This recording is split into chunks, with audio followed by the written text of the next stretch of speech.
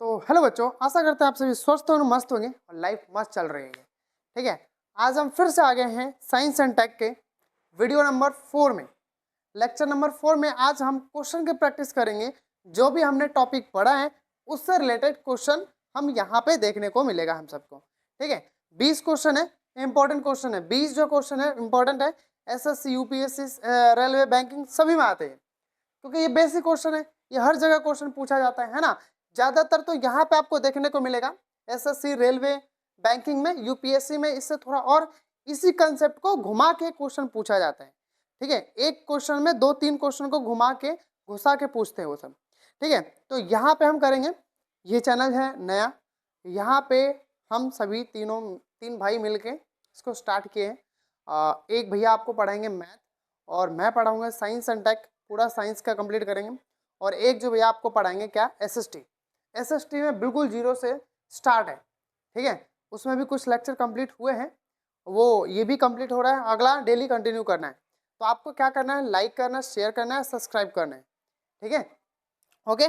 तो आज हम एक एक करके यहाँ पे 20 के 20 क्वेश्चन को कवर करेंगे और ध्यान से बस आपको बस लगे रहना है। डेली आपको अपडेट रहना है, लाइफ में डेली अपडेट रहना है। ठीक है, चलो तो पहला क्वेश्चन देखते हैं। पहला क्वेश्चन बताना, पहला क्वेश्चन बहुत बढ़िया सा आप बताना। ठीक है, बताऊं। पहला क्वेश्चन है कि which of the following is the often called the suicidal bag of the cell. ये हमने बहुत बार पढ़ा है, 9th क्लास में भी बहुत बार पढ़ा है कि एसएससी में भी पूछा गया है कि परीक्षाओं में किस कोशिका अंग को आत्मघात की थैली कहा जाता है। आत्मघात की थैली यानी कि सुसाइडल बैग, ये पता है क्या होता है, ये अपने आप में ब्लास्ट हो जाता है, फट जाता है। ठीक है, तो क्या क्या है हमारे पास, लाइसोसोम है, राइबोसोम्स है और गोल्गी एपरेटस है, माइटोकॉन्ड्रिया है। तो इनमें कौन सा आंसर है, A B C D? Comment करके बताना जल्दी से, नहीं तो मैं बताता हूँ। पहला लाइसोसोम, लाइसोसोम को हम क्या बोलते हैं, आत्मघात की थैली यानी कि suicidal bag of the cell. ठीक है, suicidal bag of the cell. Answer भी हम नीचे एक बार एंड में देख लेंगे, देखते हैं आप सबका कितना आंसर सही होता है, कितने % लोगों का आंसर सही होता है। ठीक है, तो पहला क्वेश्चन का आंसर है लाइसोसोम, ये रहा। सेकंड क्वेश्चन की तरफ चलते हैं। सेकंड क्वेश्चन देखो आप, कह रहे हैं which of the following best describe the fluid mosaic model. किसने फ्लूइड मोसेक मॉडल को बढ़िया से समझाया था? ठीक है, किसने? तो ये चीजें हमें ध्यान देना है कि मतलब कि हिंदी में भी देखो कि निम्न में से कौन सा विवरण फ्लूइड मोसेक मॉडल के लिए उपयुक्त है। इनमें से कौन सा फ्लूइड के लिए, फ्लूइड मतलब लिक्विड जो चीजें होती हैं एक जगह से दूसरी जगह मूव कर सकते हैं। Rigid lipid, bilayer with the fix protein, lipid bilayer with the proteins floating in और आउट ऑन इट। ठीक है, फिर single layer of lipid, only proteins from the members. क्या क्या मेम्ब्रेन्स है। ठीक है, क्या क्या चीजें जो है एक जगह से दूसरी जगह मूव करता है। कह रहा है कि lipid bilayer with the proteins floating in और आउट, आता है और जाता है, या सिंगल लेयर ऑफ लिपिड होता है, या ओनली प्रोटीन एक जगह से दूसरी जगह मेम्ब्रेन में मूव करता है। तो इसका आंसर एक बार कमेंट करो, एक बार आंसर बताओ इसका। सेकंड क्वेश्चन का आंसर क्या है, एक बार कमेंट करके बताना जल्दी से। A B C D, B है इसका आंसर, लिपिड बाइलेयर। ठीक है, इसमें बाइलेयर प्रोटीन को फ्लोटिंग करता है इधर से इधर, लेफ्ट से मतलब कि इनसाइड और आउटसाइड। एक बार आंसर देखते हैं, ये रहा, lipid bilayer with the proteins floating in और ऑन इट। ठीक है, थर्ड क्वेश्चन की तरफ चलते हैं। थर्ड क्वेश्चन हमारा देखो, थर्ड क्वेश्चन में देखो क्या है, which of the following is not present in prokaryotic cell. Prokaryotic cell में क्या चीज नहीं होते हैं। ये हमने वहां पे जब लेक्चर कर रहे थे वहां पे भी ये चीज हमें देखने को मिला था कि प्रोकैरियोटिक सेल में क्या चीज नहीं था। तो क्या चीज नहीं था, nuclear membranes, ribosomes, plasma membranes, DNA, क्या डीएनए नहीं था? था। प्लाज्मा मेम्ब्रेन था क्या? राइबोसोम था क्या? न्यूक्लियर मेम्ब्रेन अच्छे से डिफाइन नहीं हो रखा था वहां पे, ठीक है। एक बार अगर नहीं देखे हैं तो वहां पे आप जाकर देखिए, आपको वहां पे बहुत बढ़िया से बताया मैंने प्रोक्रियोटिक्स और यूक्रियोटिक्स में डिफरेंस भी बताया, उसमें क्या क्या होता है, इसमें क्या प्रेजेंट होता है, इसमें क्या प्रेजेंट नहीं होता। प्रोक्रियोटिक्स, प्रो मीन्स पुराना, तो पुराने टाइम में क्या था, जब सेल जो बना था, सेल मतलब कि जिस टाइम डिस्कवर किया था, तो उस समय न्यूक्लियर मेम्ब्रेन के बारे में डिस्कस नहीं किए गए थे। न्यूक्लियर मेम्ब्रेन जो है उनके बारे में नहीं डिस्कशन हुआ था मेन, तो हमारे पास क्या है, नॉट प्रेजेंट, तो न्यूक्लियर मेम्ब्रेन, ठीक है। एक बार आप कमेंट करके बताना क्या है आपका आंसर। ओके, चलो क्वेश्चन नंबर 4 की तरफ चलते हैं। इसका आंसर है nuclear membrane. Done. Question number 4 की तरफ चलते हैं। Question number 4, which structure is common to both plant and animal cell? यार हलवा क्वेश्चन है ये, इतना भी इजी क्वेश्चन होता क्या? कह रहा कि निम्नलिखित में से कौन सा संरचना पौधे और पशु दोनों कोशिकाओं में समान रूप से पाई जाती है? इन दोनों में कौन ऐसा है जो दोनों में देखने को मिलता है? एनिमल सेल में भी और प्लांट सेल में। क्या क्या चीज होता था? सेल वॉल, पहले हमारा सेल वॉल दिख रहा है, क्लोरोप्लास्ट है, माइटोकॉन्ड्रिया है, सेंट्रल ऑर्गन, लार्ज वैक्यूल्स है। तो एक चीज समझो कि क्या क्या चीजें दोनों में पाई जाती है, ठीक है, बताना दोनों में क्या क्या चीजें पाए जाते हैं। ये पूछा ना कि कॉमन, क्या है कॉमन जो है दोनों में, किस प्लांट सेल में और एनिमल सेल में, दोनों में देखने को। अच्छा, सेल वॉल होता है क्या? नहीं होता है। प्लांट सेल में होता है, एनिमल में नहीं होता है। ये इसमें प्लांट में होता है बट एनिमल में नहीं होता है, ठीक है, इसमें नहीं होता है।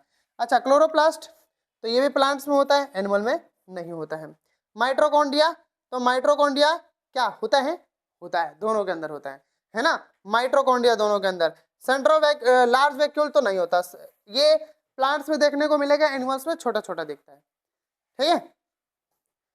माइटोकॉन्ड्रिया, इसका आंसर क्या है? C is a correct answer, C is a correct answer. आगे चले क्वेश्चन नंबर 5 की तरफ। ये रहा इसका आंसर, माइटोकॉन्ड्रिया। एंड में इसका आपको पीडीएफ मिल जाएगा, एंड में इसी के स्कैनर से आप यहाँ से स्कैनर करके आप डाउनलोड कर लेना, ठीक है, पूरा पीडीएफ आपको मिल जाएगा। नहीं तो व्हाट्सएप ग्रुप है, वहाँ पे आके किसी भी तरह के डाउट से, किसी तरह का क्वेश्चन है, वहाँ पे आप पूछ सकते हैं, ठीक है। चलते हैं क्वेश्चन नंबर 5 की तरफ।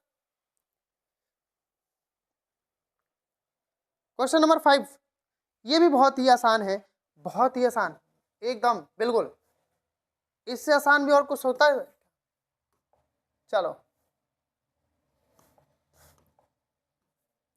देख लेते हैं। कह रहा है कि which scientist discover the nucleus in plant cell? Plant cell में किसने सेल की मतलब की खोज की थी, पौधों में की कोशिकाओं की खोज किसने, नाभिक की थी? रॉबर्ट हुक, रॉबर्ट ब्राउन, एंटेलवाइजर और मैथियस शिल्डन ने, किसने की थी? इन सभी में से किसने की थी? रॉबर्ट हुक ने तो नहीं की थी, रॉबर्ट हुक ने तो नहीं की थी। लियोन एंटेलवाइजर तो ये इन्होंने भी नहीं किया था। और ये रॉबर्ट ब्राउन, कौन थे? Robert Brown. B is a correct answer. क्या आंसर इसका? B, B is a correct answer. Done. आगे चलते हैं, बहुत ही आसान आसान क्वेश्चन है, इजी इजी, बट अगर इसके लेक्चर आपको देखे होंगे तभी जाके आपको पूरे कंसेप्ट समझ में आएगा। नहीं तो क्या है कि भाई पूरा चैप्टर तो पढ़ तो लिए हो, अगर बार बार रिवीजन नहीं करोगे तो उससे कुछ नहीं होने वाला है। रिवीजन करना ही पड़ेगा, क्वेश्चन को सॉल्व करने के लिए आपको बार बार रिवीजन करना पड़ेगा। एक बार नोट्स बनाओ और नोट्स में सब कुछ लिखो बढ़िया से, एक एक करके, हो सके तो थोड़ा एक्स्ट्रा एफर्ट भी करने की कोशिश करो, ठीक है। तो ये भी मिल गया, इसका आंसर ये रहा, नीचे एंड में देखने को मिलता है। चलो आगे देखते हैं। चलो अगला क्वेश्चन जो है, कह रही कि what is the primary function of the Golgi apparatus? Golgi का काम क्या होता है? प्राइमरी फंक्शन क्या होता है? प्राइमरी फंक्शन कि गोल्जी है, गोल्गी है, गोल्गी यंत्र का जो है पहला मुख्य कार्य क्या होता है, गोल्गी। तो यहाँ पे देख रहे हैं कि एनर्जी प्रोडक्शन है, पैकिंग एंड शिपिंग मॉलिक्यूल्स है, फिर डीएनए रेप्लिकेशन में तो डीएनए में तो नहीं होता, इसमें भी नहीं होता, डीएनए रेप्लिकेशन नहीं करता है, प्रोटीन सिंथेसिस नहीं करता है, प्रोटीन भी सिंथेसिस नहीं करता ये, तो क्या करता क्या है, गोल्गी ऑपरेटर्स का काम होता है पैकिंग का, पैकिंग और मॉलिक्यूल्स का। यहाँ पे मॉलिक्यूल्स को पैकिंग और शिपिंग करने में हेल्प करता है। पता है क्या करता है, यहाँ से आता है राइबोसोम्स के पास से, यहाँ पे आया, पैक किया, वो अगले वाले को पार्ट को दे देता है, ठीक है, पैकिंग का काम करता है। तो इसका B is a correct answer, B is a correct answer. आगे चलते हैं, क्वेश्चन नंबर 6। 20 क्वेश्चन हम डेली लेकर आएंगे आपके लिए, और डेली क्वेश्चन सारे के सारे कंप्लीट करेंगे, ठीक है। अगला क्वेश्चन, अगला क्वेश्चन देखो, कह रहा है कि which of these process bring substances into the cell by engulfing them. तो कौन से ऐसा प्रोसेस होता है जो कोशिका के अंदर पदार्थों को अवशोषित यानी कि खींचने में काम करता है। तो इसको हम प्रोसेस क्या कहते हैं, एक्सोसाइटोसिस नहीं कहते हैं, पिनोसाइटोसिस तो नहीं बोलते हैं, डिफ्यूजन नहीं बोलते हैं, क्या बोलते हैं, एंडोसाइटोसिस बोलते हैं। क्या बोलते हैं, एंडोसाइटोसिस। कौन सा आंसर है इसका, D, C is the correct answer, endocytosis, ये C is the correct answer, endocytosis, ठीक है। आगे चलो,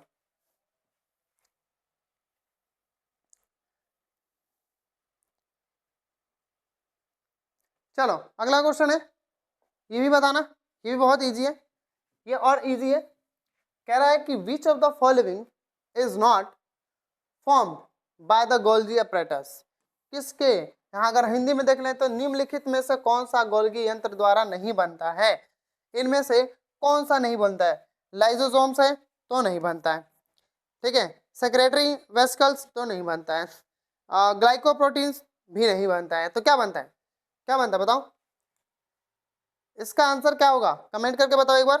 तो इसका आंसर है राइबोसोम्स। क्या बनाता है ये, राइबोसोम्स। गोल्गी अब नहीं बनता है ये, राइबोसोम्स नहीं बनता, लाइसोसोम बन जाता है, सेक्रेटरी वेसिकल्स बनता है, गोल्गी प्रोटीन, ग्लाइकोप्रोटीन्स भी इसमें सिंथेसाइज बनता है, ठीक है। कह रहा कि which of the following is not form by the Golgi apparatus, ठीक है। तो राइबोसोम, ये हमने एक एक करके वहां पे पढ़े थे, ठीक है, इससे पहले वाले लेक्चर में। इसका तो आंसर दिख गया आपको, अब बताओ 9th का क्वेश्चन का आंसर बताओ।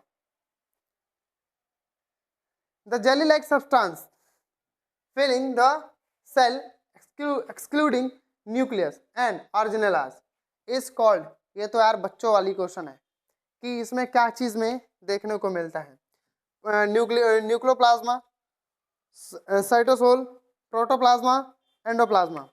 तो इसका आंसर है साइटोप्लाज्मा, ठीक है, साइटोप्लाज्म। इसमें आज साइटोजोल लिखा हुआ है, जो लिक्विड जेली जैसा सब्सटेंस होता है।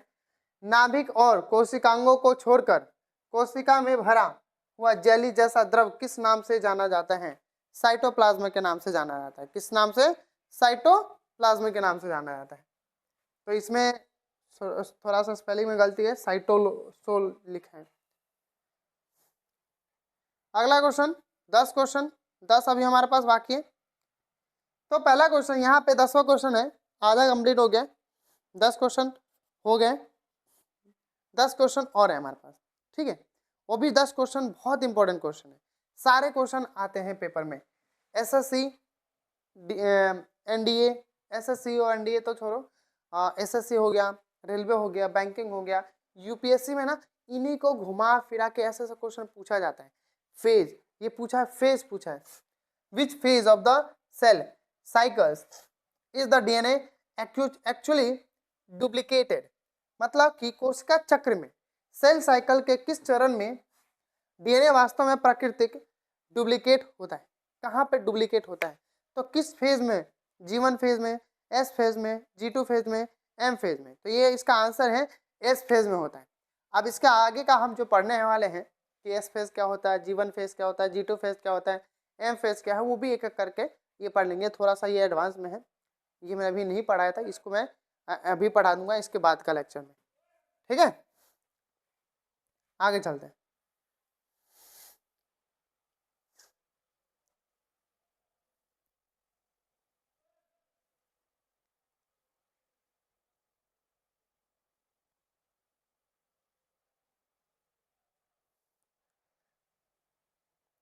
कह रहा है कि during the mitosis the spindle fibres arise from, किस तरह के माइटोसिस के दौरान स्पाइडर में, स्पाइडर जैसा रेसाएं फाइबर्स कहाँ से उत्पन्न होती है, कहाँ से देखें, क्रोमोसोम्स के तो अंदर नहीं होता, सेल वॉल के अंदर भी नहीं होता, गोल्गी बॉडी के नहीं, सेंट्रियोल्स में।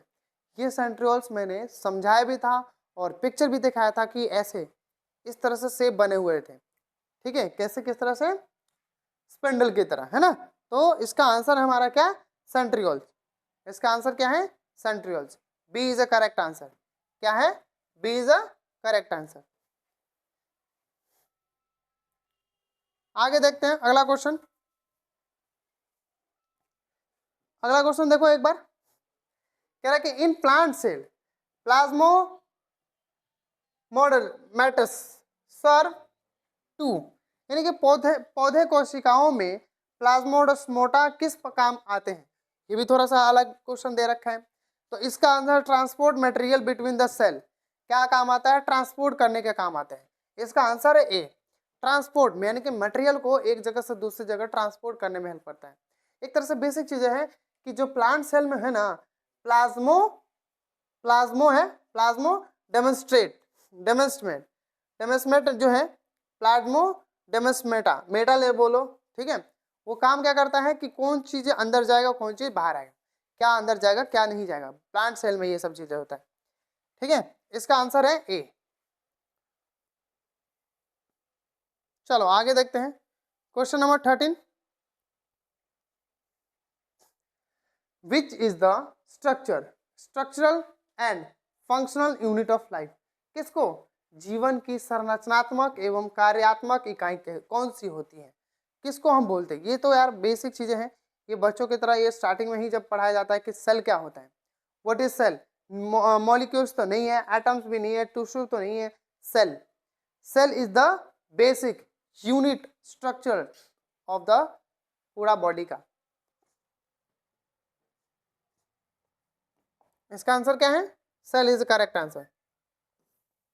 फंक्शन एकदम स्ट्रक्चरल होता है और उसका अलग से फंक्शन का काम करता है, अलग अलग सेल जो है अलग अलग काम करने में हेल्प करता है, ठीक है। इसका आंसर है सेल। एक बार आप भी कमेंट करना, फिर उसके बाद एक बार आंसर देखेंगे, ठीक है। चलो इसका आंसर देखते हैं। कह रहा है कि इन विच ऑर्जिनेला आर फॉस्फोलिपिड्स प्राइमरली सिंथेसाइज, कह रहा है कि किस कोशिकांग में मुख्य रूप से फॉस्फोलिपिड यानी कि का संश्लेषण होता है, किसके अंदर फॉस्फोलिपिड का सिंथेसिस होता है यानी कि बनता है। तो अगर हम देखें तो हमारे पास ऑप्शन है 4, mitochondria, ribosome, rough year, smooth year. तो ये कहाँ देखने को मिलता है, रफ ईयर में, स्मूथ ईयर में। तो यहाँ पे तो माइटोकॉन्ड्रिया के अंदर नहीं देखने को मिलेगा, राइबोसोम के अंदर भी नहीं देखने को मिलेगा। आएगा आंसर हमारे ये और ये, इन दोनों में, स्मूथ ईयर में एंडोप्लाज्मिक रेक्टिकुलम और रफ एंडोप्लाज्मिक रेक्टिकुलम। तो कौन सा आंसर है इसका, स्मूथ वाला आएगा। क्या आएगा, D is the correct answer, smooth endoplasmic reticulum. ये भी मैं एक करके एक दिन में अगले वाले जो लेक्चर आएगा उसमें मैं एक एक करके बताऊंगा कि कैसे प्रोटीन सिंथेसाइज होता है, कैसे गोल्गी apparatus का काम क्या होता है, कैसे राइबोसोम का काम क्या करता है, कैसे उसमें फंक्शन करता है, ठीक है। वहां पे हम पढ़ें सेल में, ठीक है। इसका आंसर है डी। देखो आंसर नीचे लिखा है। आगे चलते हैं, ठीक है। अब देखते हैं कि which of the following cell original is present in plant cell but absent in animal cell, कि इसमें क्या है जो प्लांट सेल में तो प्रेजेंट होता है, एनिमल सेल में एब्सेंट हो। ऐसा नहीं बोल सकते कि नहीं होता, बट छोटे छोटे होते हैं, बट रेयर केस में देखने को मिलेगा कि एब्सेंट होता है एनिमल सेल में। तो लाइसोसोम्स तो होता है ना, लाइसोसोम्स होता है, सेंट्रल वैक्यूल्स होता है क्या, माइटोकॉन्ड्रिया तो होता है, राइबोसोम्स भी होता है, लाइसोसोम्स माइटोकॉन्ड्रिया, राइबोसोम्स, लाइसोसोम्स भी है। सेंट्रल वैक्यूल्स नहीं देखने को मिलता है हमें प्लांट सेल में। प्लांट सेल में बड़ा सा वैक्यूल्स यानी कि कुछ परसेंट जो है पूरा कवर करके रखता है, ठीक है। तो इसका आंसर क्या है, सेंट्रल वैक्यूल्स, ठीक है। आप भी एक बार कमेंट करो आंसर का, तभी आपको देखना है। पहले एक बार खुद से जवाब सोचना है, उसके बाद आपको आंसर देखना है कि मैं जितना मैंने पढ़ा है क्या उसका आंसर आ रहा है कि नहीं, ठीक है। चलो एक और हम चलते हैं।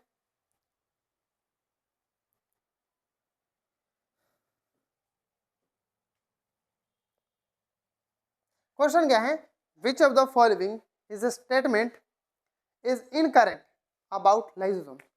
लाइसोसोम के लिए कौन सा इसमें जो सेंटेंस लिखा हुआ है वो इनकरेक्ट है। कह रहा है कि दे कंटेन हाइड्रोलाइटिक एंजाइम होता है, उसके अंदर कंटेन करता है। There enzymes are the active at acidic pH value में। क्या उसके अंदर लाइसोसोम्स के अंदर जो एसिडिक मीडियम में है एंजाइम्स जो होता है वो एक्टिव होता है? हाँ होता है। कह रहा है कि दे आर होता है क्या, कह रहा है कि अच्छा कौन सा इनकरेक्ट है, अच्छा कौन सा इनकरेक्ट है ना, करेक्ट नहीं इनकरेक्ट है, ये होता है कि they are form by the packaging from from the endoplasmic reticulum. होता है क्या, एक बार अभी सोचेंगे। अगला देखते हैं, दे आर मेम्ब्रेन्स बाउंडेड। हाँ ये तो होता है, बाउंडेड होता है उसके चारों तरफ से। तो हमारे पास आंसर इसका कौन सा हो जाएगा, सी। सी जो है आंसर है इसका, ठीक है। C is the correct answer. 16 question हो चुके हैं हमारे पास, 17 बस 3 क्वेश्चन और है, 3 question. Okay okay okay okay, ये तो बेसिक क्वेश्चन था, आपने देख लिया, नहीं देखना चाहिए ना। चलो क्वेश्चन कह रहा है कि which of the following is energy currency of the cell. ये मैंने स्टार्टिंग में जब पढ़ाया था तभी भी दिखाया था। यहाँ पे एएमपी तो कुछ पता ही नहीं, एटीपी तो कुछ सुना सुना लग रहा है, जीटीपी, एडीपी। तो इसका आंसर क्या होगा, एटीपी और एएमपी, जीटीपी, एडीपी। तो एनर्जी करेंसी को उसको हम क्या बोलते हैं, एटीपी के फॉर्म में उसको एनर्जी करेंसी मिलता है, ठीक है। एनर्जी करेंसी, कोशिका की ऊर्जा मुद्रा यानी कि एनर्जी करेंसी किसको बोलते हैं, एटीपी को। एंडोसाइन ट्राइफॉस्फेट, ट्राइफॉस्फेट, ठीक है। B is the correct answer. 18 question की तरफ चलते हैं, बस 2-4 क्वेश्चन और रह गए। ओके ओके देख लिया आंसर, गलत बात, अब नहीं देखना, इसको देखो। कह रहा कि which is the longest cell in the human body. मानव शरीर में सबसे लंबा सेल किसके बारे में, जिसकी वजह से हम होते हैं, क्या मसल सेल्स हैं, रेड ब्लड सेल्स हैं, न्यूरॉन सेल्स हैं, न्यूरॉन को नर्व सेल बोलते हैं, स्किन सेल है। इनमें से कौन सा जो है हमारे बॉडी का सबसे लंबा सेल, एकदम लॉन्ग, तो कौन सा इसका बताओ, एक बार कमेंट करके जल्दी से बताना कौन सा आंसर करेक्ट है। तो इसका आंसर है न्यूरॉन, लंबा नर्व सेल होता है हमारे बॉडी में, बहुत बड़ा होता है, ठीक है। इसका आंसर है सी। चल भाई ऊपर चल, आंसर भी देखना है ना, हाँ दिख गया। चलो चलो चलो अगला, और बहुत खतरनाक क्वेश्चन आ रहा है। ओ चलो इसका बताओ answer. The stage eight which DNA replication occurs, कि कौन से स्टेज में डीएनए का रेप्लिकेशन होता है। रेप्लिकेशन मतलब कि टूट टूट के अलग अलग बढ़ना, यानी कि बहुत चरणों में, कई सारे चरणों में आगे बढ़ते रहना। डीएनए जो टूट के ढेर सारे डीएनए में कन्वर्ट हो जाता है। प्रोपोफेज में, इंटरफेज में, मेटाफेज में, मेटाफोज में, टेलोफोज में। तो इसका interphase is the correct answer, ठीक है। ये अभी नहीं पढ़ा है बट पढ़ेंगे, डीएनए वाला रेप्लिकेशन हम जब पढ़ेंगे इस बार अगला लेक्चर में यही सब चीज़ें पढ़ेंगे, रेप्लिकेशन ही पढ़ना है, ठीक है। डीएनए कैसे बनता है, उसका क्या क्या काम होता है, कैसे चेंज होता है, ठीक है। जीन का काम करता है, कैसे आता है, नाक नाक आँख नाक कान ये सब कैसे चेंज होता है, कलर आग का कलर कैसे चेंज होता है, ये सब हम पढ़ेंगे। लास्ट क्वेश्चन, ये तो आंसर आना ही चाहिए, ठीक है। इसका आंसर आप सबको आना चाहिए। कह रहा है कि which of the following organelle is the site of ATP synthesize, यानी कि निम्नलिखित में से निम्नलिखित किस कोशिका अंग में एटीपी का संश्लेषण होता है, किस में होता है, lysosomes, Golgi apparatus, rough endoplasmic reticulum, mitochondria कहाँ होता है? माइटोकॉन्ड्रिया के अंदर खुद का डीएनए होता है। माइटोकॉन्ड्रिया के अंदर क्या होता है? खुद का डीएनए होता है। तो कहाँ पे हो सकता है? लाइसोसोम्स तो होगा नहीं, ये गोल्जी अपरेटस का काम कुछ और है, रफ एंडोप्लाज्मिक रेक्टिकुलम का काम कुछ और है। तो क्या answer? D. D is a correct answer. ठीक है, 20 क्वेश्चन हमने आज इसका देख लेते हैं आंसर। क्या आंसर है? D, mitochondria. ठीक है, तो आज हमने 20 क्वेश्चन को कवर किया और कल फिर हम 20 क्वेश्चन को कवर करेंगे। बट कल हम क्या पढ़ेंगे?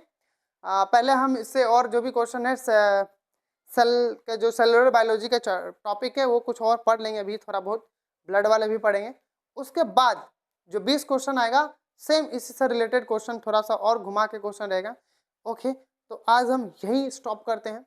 Okay, all the best, be happy, keep smiling, keep learning. Okay, तो लाइक करना और सब्सक्राइब करना ना भूले, शेयर भी करना। ओके, चलो।